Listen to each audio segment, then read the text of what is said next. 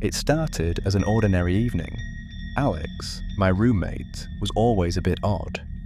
I chalked it up to his academic obsession with ancient religions. He'd spend hours poring over texts, murmuring under his breath, and occasionally I'd catch him scratching symbols into notebooks that looked like some ancient language. It was strange, sure, but harmless. Until that night. I woke up at 2:13 a.m. to a low hum reverberating through the walls. At first, I thought it was the heating system groaning, or maybe a stray cat outside. Then I smelled it, a sharp, pungent scent that stung my nose and made my stomach churn. Something was burning. Groggy, I slid out of bed and tiptoed to the living room. The light under the door flickered, a dancing glow that made my pulse race. My heart thumped louder with each step. When I pushed the door open, the scene inside carved itself into my mind, an image I can't erase. Alex sat cross-legged in the center of the room. Candles of varying sizes surrounded him, their wax pooling onto the hardwood like frozen tears. Strange symbols circled him, drawn with what looked like a dark, tar-like substance. His eyes were unfocused, glassy. His lips moved rapidly, repeating a chant that sent a shiver down my spine. It wasn't English, or any language I knew. "Alex," I whispered, but it sounded like a scream in the silence. He didn't flinch, his eyes didn't dart up. The chant continued, louder now, the syllables grating like they didn't belong in a human mouth. The flames cast his shadow across the wall, but something was off. It wasn't just him. The shadow shifted, like it had too many arms, or something else was stretching out from behind him. Then his head snapped toward me. His pupils had dilated into black voids that swallowed the whites of his eyes. And then he smiled, a wide, unnatural curve that split his face in a way I can only describe as wrong. "You weren't supposed to wake up yet," he said, his voice layered, deep and guttural, like multiple people speaking through him. Before I could react, a gust of wind extinguished the candles, plunging the room into darkness. The symbols seemed to glow faintly for a moment, then faded. I stumbled backward, my pulse hammering. I fumbled for the light switch, desperate for something familiar, and when the fluorescent glare lit up the room, Alex was slumped on the floor. The symbols were gone, the black tar vanished. I shook him, calling his name until he groaned awake. He looked at me with the dull, tired eyes of a man who'd just run a marathon in his sleep. "What happened?" he muttered, as though he didn't remember a thing. I didn't answer him, and we never spoke about it again. He moved out a month later, claiming he needed to find somewhere quieter. But sometimes, when I'm half asleep, I hear that chant again, whispered in the corners of the dark.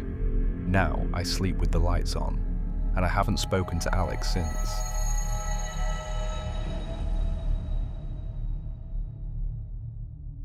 I've always been a heavy sleeper, the kind who could snooze through a thunderstorm or my blaring phone alarm. But about 2 months ago, that changed.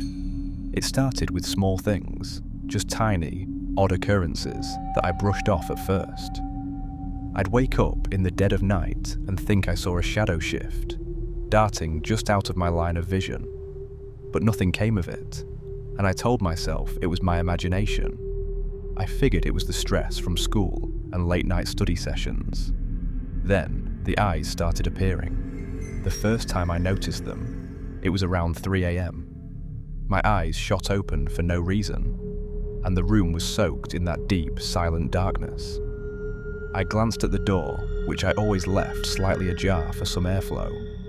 My heart lurched when I saw a glint, 2 eyes peeking through the crack, just staring. They didn't blink. I shot up in bed, my breath caught in my throat, and the eyes were gone, like they'd never been there. The next morning, I confronted my roommate, Sam. He laughed, that easy, dismissive laugh he had, and called me paranoid. "It's probably just shadows, man," he said, clapping me on the shoulder. His voice had a calm that made me feel ridiculous for worrying. But I noticed something strange. Sam's eyes wouldn't quite meet mine when he spoke, and he was quieter, more withdrawn. Still, I convinced myself it was nothing and went on with my day.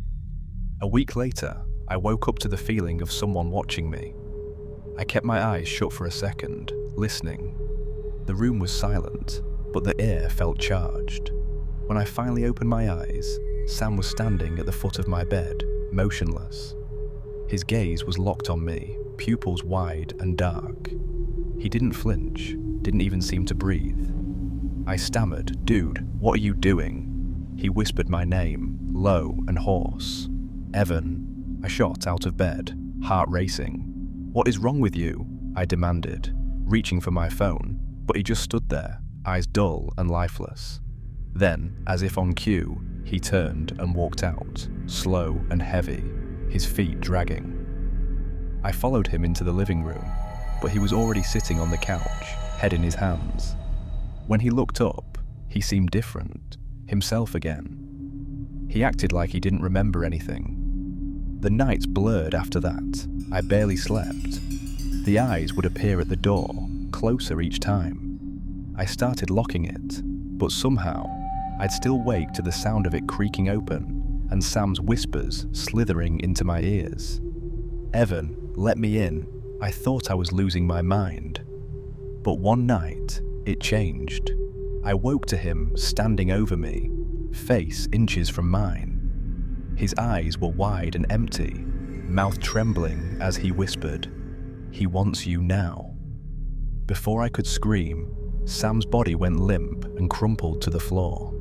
He didn't wake up for hours, but when he did, he had no memory of anything that had happened. The next day, he moved out without a word. I never saw him again.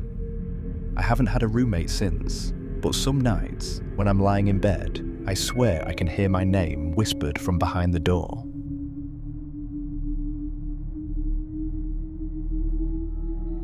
I've lived with my roommate, Maria, for about a year now. We were typical 20-somethings sharing a 2-bedroom in an old building on the edge of town. Everything was fine until Maria started collecting those dolls. They weren't cute, whimsical dolls, but aged porcelain ones with cracked faces and painted eyes that seemed to follow you. The first one appeared on the mantel one day, its frilly dress dusty and moth-eaten. I didn't say anything. Maria was always into old, creepy stuff. The problem began when one doll turned into 5, then 10. Soon, they were everywhere, peeking from behind the couch, perched on the kitchen counter, nestled on shelves that had once held books and candles. It wasn't just the sheer number of them, it was how they seemed to migrate. I'd find one in the bathroom, even though I swore it had been in the hallway before.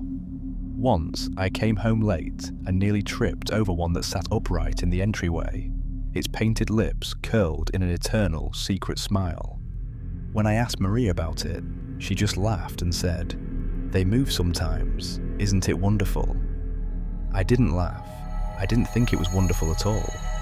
One night, after a particularly exhausting day at work, I crawled into bed, hoping for an uninterrupted night of sleep. It didn't come. I woke up at 3:15 a.m., the room drenched in that eerie, grey-blue glow that always seems to make shadows deeper and darker. The first thing I noticed was the silence, the kind of silence where you can hear your heart thudding in your ears. And then I saw them, dolls, not just one or two, but dozens of them, arranged in a perfect circle around my bed.